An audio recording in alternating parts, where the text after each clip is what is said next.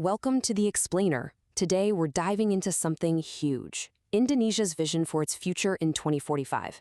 It's an incredibly ambitious plan, but the country is at a major crossroads. We're talking about a story with massive opportunity and, well, equally massive risk.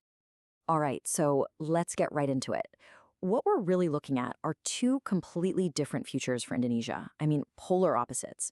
On one hand, you have this golden age of prosperity, a future where it becomes a global superpower. And on the other, a future of deep anxiety, maybe even decline. And the crazy part is, the path it takes will be decided in just the next few years. So first up, let's talk about the official dream. It's a vision called Indonesia Emas, which literally means Golden Indonesia 2045. This is the grand plan, the future the country is officially gunning for. Now, this vision, which is really being pushed by the government, paints a pretty incredible picture. Imagine Indonesia celebrating its 100th birthday, its centennial, not just as a stable country, but as a fully developed, modern global power. We're talking about leaving that developing nation status completely in the dust. And look, the ambition here is just massive. The whole plan rests on these 5 main pillars. They're aiming for huge economic growth, making sure society is fair for everyone, becoming a big deal on the world stage, and on top of all that, hitting net zero carbon emissions. It's a lot. So you might be wondering, how do you even begin to achieve something this huge? Well, it all comes down to one single massive opportunity. But here's the catch. This opportunity could just as easily turn into a complete national disaster. And that opportunity has a name, the demographic bonus. Think of it like this. It's a once-in-a-civilization kind of event where, for a short period, a country has this huge number of working-age people and way fewer kids and elderly folks to support. It is the absolute perfect recipe for an economic explosion. And the numbers here are just staggering. Get this. By the 2030s, more than 2/3, 68.3%, of the entire population will be in their prime working years. That is a gigantic potential engine for growth. On a scale the country has never, ever seen before. But, and this is a huge but, this bonus is a classic double-edged sword. If that massive workforce is educated, skilled, and has jobs, you get the demographic bonus, the dream scenario. But if they're unskilled and unemployed, it flips completely. It goes from being a blessing to a demographic burden, and that can lead to massive social instability. Okay, so how do you make sure you get the good outcome? What does it actually take to turn all this potential into solid gold? Is there, a proven formula for success? Well, it turns out history gives us a pretty clear 3-step formula. You look at countries that totally nailed this, like South Korea and more recently Vietnam, they all followed the same playbook. Step 1, prepare your people. Step 2, create jobs for them. And Step 3, connect everything together with great infrastructure. And South Korea, wow, they are the ultimate case study.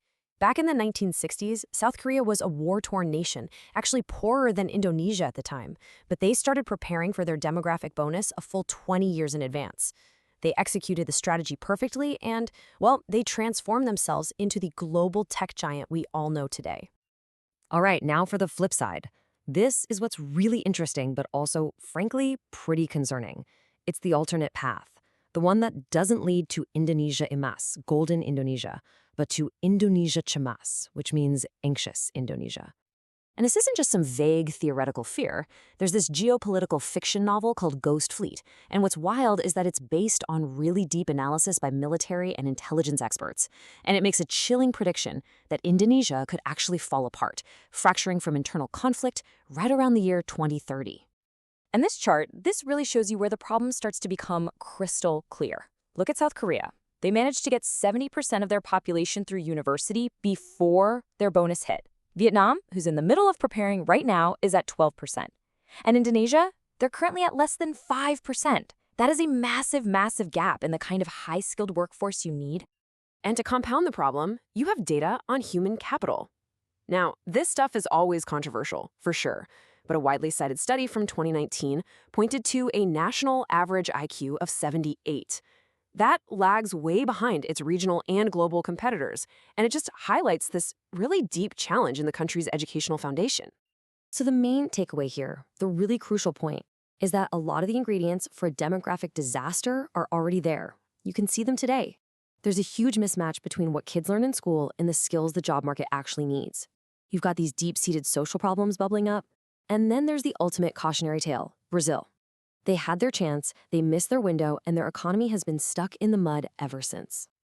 And all of this brings us to the most urgent part of this whole story. The clock is absolutely ticking, and the deadline to get this right, it's much, much closer than you probably think.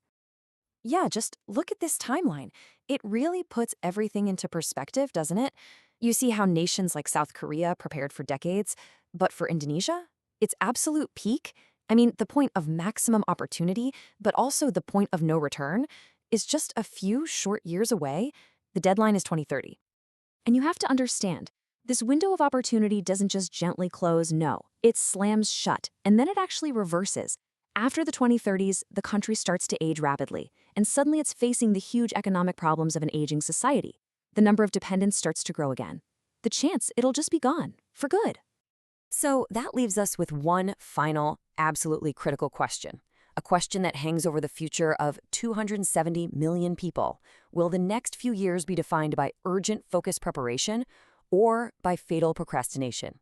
The choice is stark, the timeline is incredibly short, and the answer will decide whether 2045 is a year of gold or a year of anxiety.